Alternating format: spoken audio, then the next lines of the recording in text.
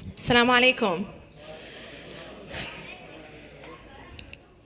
You always know a child who goes to an Islamic school by how they say wa alaikum assalam. That's awesome.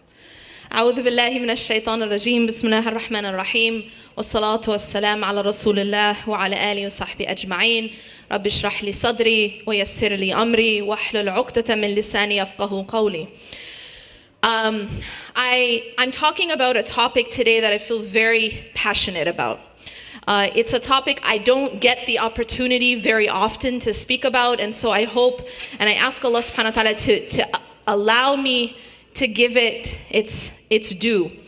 It's the topic of finding guidance, finding inspiration growing up in America, and specifically about the need, and I'm gonna use the word need, the absolute imperative need for Islamic education and specifically Islamic schools. I know there's a lot of opinions out there about when it comes to Islamic schools, when it comes to, do we need to send our children to Islamic schools, or should we send them to public schools, or should we send them to other private schools? But I personally, and I'll begin to tell you why, I personally am a huge advocate and supporter of Islamic schools, and specifically full-time Islamic schools. And what I hope to do is to explain why, and to talk a little bit about specifically this school and the things that I've heard about this school, which I think really which really make it stand apart. So first of all, a little background about myself. I grew up in Madison, Wisconsin. I myself did not have the opportunity to go to a full-time Islamic school. However, I currently send my children to full-time Islamic school and am a big supporter of Islamic school, and I'll tell you why. But before I tell you why, I want to tell you something that Allah subhanahu wa ta'ala told us in the Quran. Allah subhanahu wa ta'ala in the Quran addresses the believers. Yeah, and when Allah subhanahu wa ta'ala addresses the believers, He says to the believers, He's advising the believers, and He's telling the believers, first and foremost, to have taqwa. And when He said, first He says, ittaqullah. And after saying this advice, He says, وَلْتَنْظُرْ نَفْسٌ مَا قَدَّمَتْ لِغَدٍ. He says, and let every person know what they put forth for tomorrow. So what Allah here is telling us to do is to make sure that we're not just planning for what we're going to do tonight or what we're going to do tomorrow in 24 hours, but He's reminding us to be conscious of what we're planning for the tomorrow, capital T. That we should be conscious of what we've put forward for the next life. Now, recently, we were just talking, my husband was talking about an individual that he knew from the UK who went through an experience, and after, he spent his life seeking education. And he spent his life kind of working for his career. But after some time, he said something really heartbreaking. And that is that as he was sort of focused on these other things in his life, he said he came to the UK and he was focused on making money. But what happened along the way is that his children got lost. And he said it in like such a profound way. He said, I came here to find gold and I lost my diamonds. I came here to find gold and I lost my diamonds. And the reason why this was so touching is that I think it summarizes what happens to a lot of people. We're chasing after things in this life. And many of these things are perfectly halal, right? A good job, money, status, right? We want these things, and then we want these things for our children as well, right? We want a good job, status, and money. But in this seeking, in this rat race, sometimes we lose something much, much more precious. We lose the heart and soul of our children. We lose our children. And that's one of the scariest things.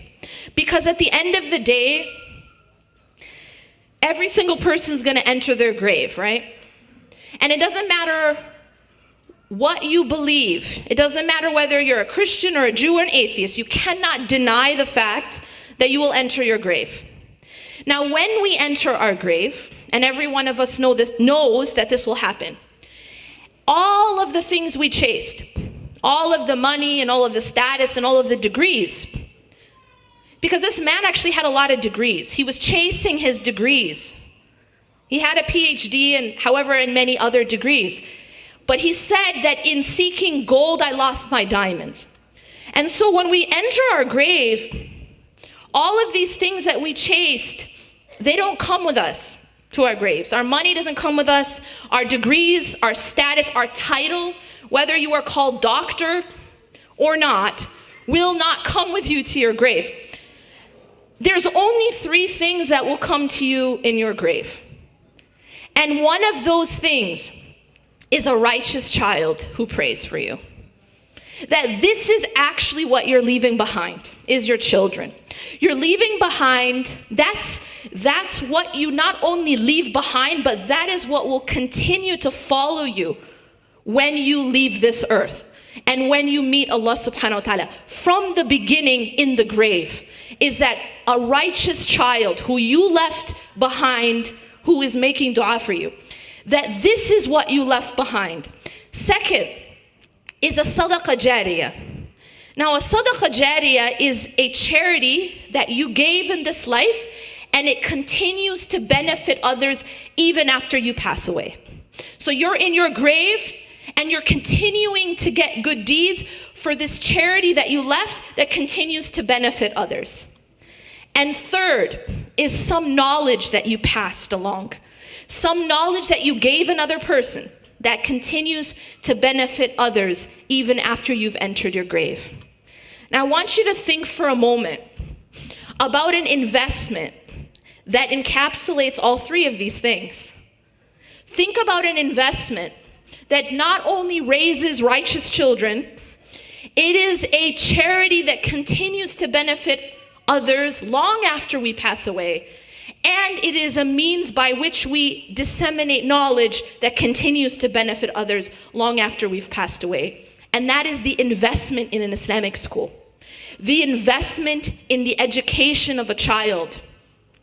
That, to me, if you're thinking about it from a business perspective, right? You want to maximize your return, right? Whenever we invest, what is the goal? The goal in our investment is that I'm going to put in some work or money, and I'm going to get something back, right? Isn't that what an investment is? Now, if you want to maximize in your investment, you want to get the most return. And if you're thinking in that way, just about your own effort, how can I maximize it? I cannot think of a better way than to invest in a school, than to invest in the education of a child, than to invest in raising another human being, because that encapsulates the righteous child, the sadaqah jariyah, as well as the knowledge. Then Allah subhanahu wa ta'ala goes on to say, وَلَا تَكُونُوا كَالَّذِينَ نَسُوا اللَّهَ فَأَنْسَاهُمْ أَنفُسَهُمْ. Now this ayah, I want to focus on for a moment. The meaning of this ayah is, do not be like those who forgot about Allah, so He made them forget about themselves. This is very profound. This is a very profound concept. That when we forget about Allah, when Allah is no longer a part of our lives, when getting closer to Allah, knowing what Allah wants from us, reading and studying His book, when this is no longer part of our lives, not only do we forget Him, we forget our own selves. That why is it that we get lost? Why is it that we face identity crises? The answer is because we've forgotten Allah. And it's a very simple answer. That when a person forgets Allah, Allah actually makes that person forget themselves. Why? Because what is our purpose here? Our purpose essentially, as Allah tells us, وَمَا خَلَقْتُ الْجِنَّ وَالْإِنسِ إِلَّا لِيَعْبُدُونَ. We have not created jinn and human beings for any other purpose except to know, worship, love, enslave ourselves to Allah subhanahu wa ta'ala. I say that because the word ubudiyya is not just worship. It's not just praying. Allah is not saying that we created people just to pray. No, ibadah is bigger than just prayer. It includes prayer, but it also includes all the other actions that we do for the sake of Allah. It includes service to others. It includes putting Allah at the center of our lives. It includes being the best husband, wife, parent that we can be. And that's our purpose. So when we stray from that purpose and we forget Allah, that is the definition of being lost. That's why we lose our identity. Now, growing up in this country, without direction, without roots in our identity, and I don't just mean in our identity as Muslims or our identity as, Arabs or any other, I'm talking about in our identity as human beings, that this is the purpose of our being, of our creation. When we lose sight of that, we lose ourselves. And the reason I want to remind you about that is, as parents, we have a responsibility to our children.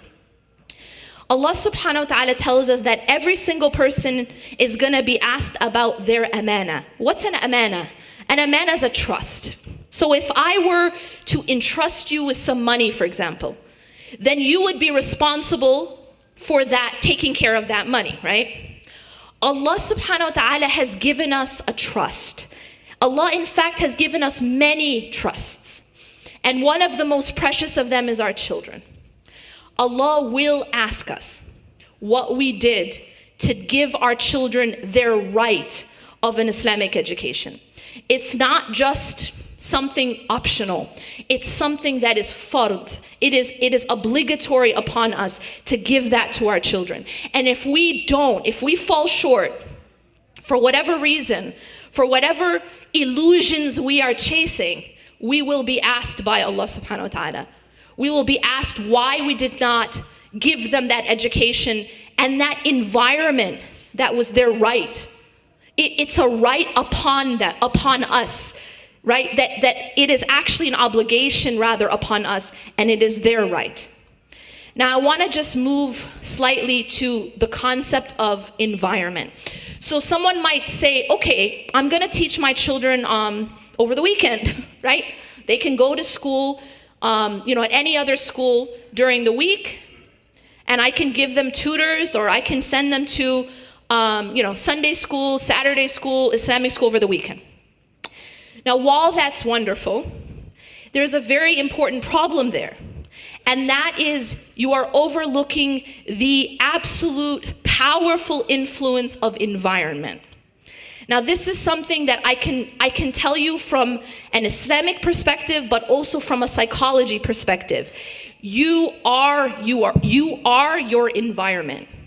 The Prophet ﷺ says, "Al-mar'u ala dini khalileh." What does that mean? Very simply put, very profound. A human being is on the way of their closest friend. What does that mean? It means that whoever we take close to us, as a friend, companion, spouse, you become like them. You become like them. And you'll notice this with your bestie, right? You see two people who are very close, they start to become almost like the same person. They talk the same, they think the same things are funny, right? They're almost become like they morph into each other, right? This is the nature of the human being. You become like those you take close to you. In another hadith, the Prophet ﷺ says that a person who has good companions or good environment is like someone who enters a perfume shop. How many of you have ever gone into Bath and Body Works? Like 0 people? Okay. You know when you enter Bath and Body Works, you just come out smelling good even if you bought nothing, right? Because you put on the samples. Am I right? You're like part cucumber, part vanilla, part flowers. So the idea that the Prophet ﷺ is conveying to us is that when you're around good company, it's like entering a perfume shop, that even if you don't buy anything, you come out smelling better. You come out, it affects you. And he said bad company is like entering a blacksmith shop. And what happens at a blacksmith shop? Well, one of two things will happen.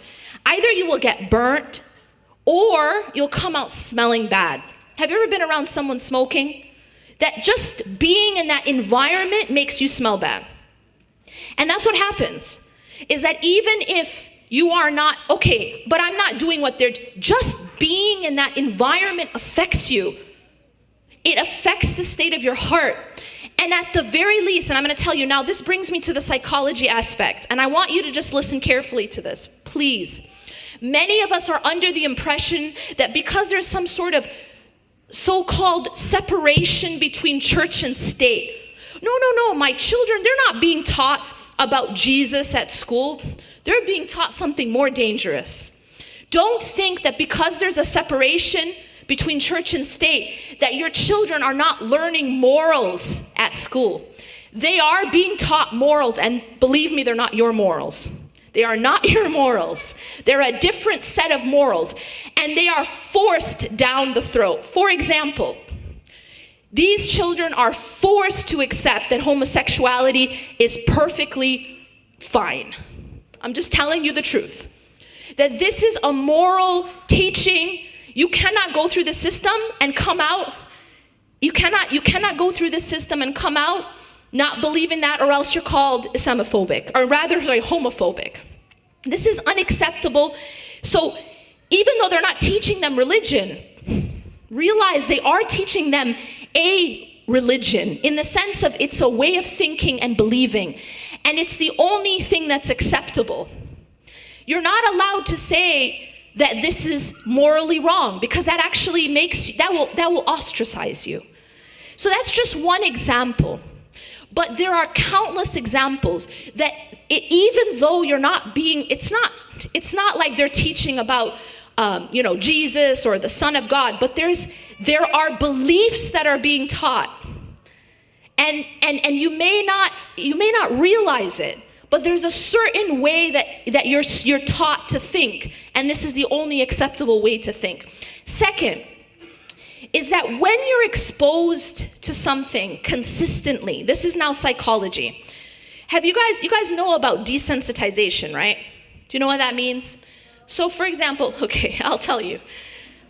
For example, when you take a certain medicine, right? When you first take the medicine, there's like this dose that will work, right? But then over time, what happens to your body? It becomes desensitized essentially to that dose, right? So now as you have to take a certain medicine chronically, you will have to take a higher dose for it to have the same effect. Yes? You know this, right? It's how it works with drugs, it's how it works with medicine. It's the same thing psychologically.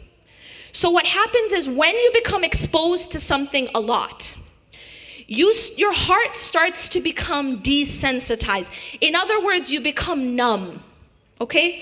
So say you're always seeing some sort of shamelessness. What's shamelessness? Shamelessness in Arabic, it's called fahsha, okay?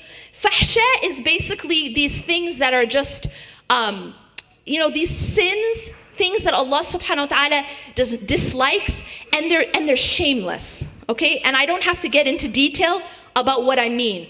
The way that people behave, the way that people dress, the interactions that you have to be exposed to, the language, the types of things people are doing, on the weekends, or maybe just right in front of you in the hallway. You understand what I'm saying, yeah? That when you get exposed to that again and again, this is now going in your eyes, your ears. What it does is not only is it putting a black spot on your heart, but it's starting to numb your heart. It makes you become less and less sensitive to the fact that this is wrong. And now, over time, you'll be able to see it and it has no effect on you. Let me give you just one example. We in America have become desensitized to the sexualization of women. This is just one example. What do I mean? I mean, we've become so used to seeing semi-naked women everywhere. On billboards, on magazines, in movies and commercials. It doesn't even flinch us anymore. We don't even get bothered by it. We think it's almost like, oh, it's normal. We see it in the grocery stores, like, eh. We see it on the billboard, eh. But this is something that should flinch us. The fact that women are being sexualized, in other words, they're being used as sex objects, this should disgust us. But we've gotten so desensitized to it. Why? Because it's everywhere. This is what happens when you become exposed excessively to something that is sinful, that is wrong, or that is shameful, or these fahsha. And the problem is when you're in an environment that literally has no concept of hayat. Can I tell you, the Prophet ﷺ told us that one of the most important qualities of our deen is hayat. What's hayat? Modesty, generally said, right? Do you know we live in a culture that finds modesty to be something disgusting, almost something that's almost like a weakness? It is shunned. We live in a culture where modesty is shunned.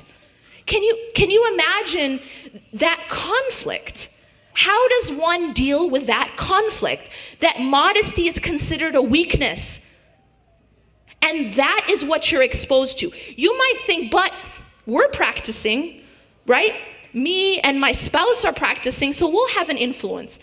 Well, that's beautiful. But if you actually read the research about children, teenagers, you will find that the biggest influence is not from you, it's from the peers. It's from the people around them. It's from the friends. It's from the people they see. And finally, if you just look at it, how much time do you spend with your children per day, and how much time are they spending at school? These are things we have to think about. And we can't turn the other way, because the reality is that you are sending them to an environment for 8 hours a day, 5 days a week. And imagine that you're sending your children every single day to an environment that is not wholesome, that is not clean. And then you say that, but they're gonna come home and they're gonna interact with us for an hour or two because, you know what, they're doing their homework. It's not like you're interacting in terms of like an Islamic type of influence that much every day. But what they are getting is a good 8-hour dose every single day from school. And finally, I want to tell you this, and this is a big reality we cannot ignore. Right now, the group who is most bullied, most harassed, most abused at school is the Muslim children. We are being attacked in schools, and I mean various different ways, both physically as well as mentally and psychologically attacked. The statistics are actually quite scary. And what we have to do is realize that this is what we're putting our children through. We're gonna be asked, what did we do? Not only to teach our children, but to protect them, to put them in an environment where they are being abused and bullied regularly is something we're going to be asked about, especially if there's an alternative. I was actually quite shocked when I heard about the numbers that attend this school. I was shocked because this is a school that I was like, you're accredited? Yeah, we're accredited. You have this system and that, yeah, you have AP classes, these are things that the top schools have. And for a price that is a fraction of the price that we are spending to send our children to private schools. I couldn't understand it. Honestly, I couldn't understand it. And I honestly believe there is no excuse for it. To not support this effort when it is both strong academically as well as Islamically, and giving our children their right, which is to give them the best environment possible. And by the way, everything I've said so far, I didn't even talk about drugs. I didn't even talk about drugs, okay? But there's a big problem with drugs. A big problem with drugs. And I'm telling you that you're putting your children in this environment. How can you think you're not going to be asked? That you didn't do your utmost best to give them the best environment, to give them their best opportunity, and to protect them the most you can. I understand you can't protect your children from everything. I get that. Only Allah subhanahu wa ta'ala can protect them. But wallahi, you're going to be asked about what you did. You're going to be asked about, did you do your part? To give them the best protection and the best opportunity to know Allah subhanahu wa ta'ala that they can. And if they get lost, you will be asked, what part did you play in that? What part did you play in that? And if Allah subhanahu wa ta'ala guides them, and guidance only comes from Allah, you will be rewarded for doing your part. I ask Allah subhanahu wa ta'ala to protect our children, to teach our children, to guide our children, and allow us the means to continue to support these efforts. If we don't support these efforts, they won't be able to sustain themselves. أقول قولي هذا واستغفر الله لي ولكم إنه غفور رحيم سبحانك الله وبحمدك أشهد أن لا إله إلا أنت أستغفرك وأتوب إليك والسلام عليكم ورحمة الله وبركاته.